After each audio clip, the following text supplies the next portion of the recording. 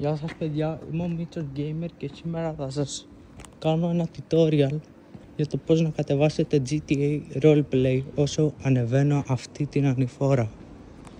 Πριν σας πω όμως, θέλω να σπάσετε το κουμπί του like και του subscribe και πριν το κάνετε αυτό, θέλω να μου γράψετε σχόλιο σε ποιον σερβερ παίζετε στο GTA RP.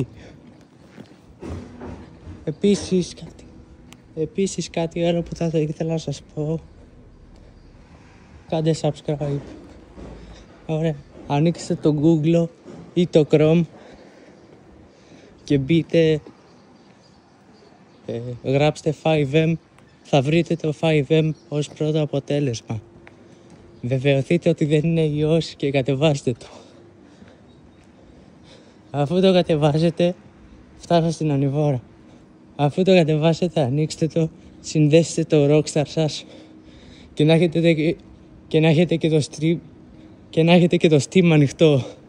Άμα θέλετε να κάνετε stream όπως κάνει ο Hitman και όλοι οι υπόλοιποι, κατεβάστε το OBS. Εγώ ήμουν τόση ώρα, subscribe.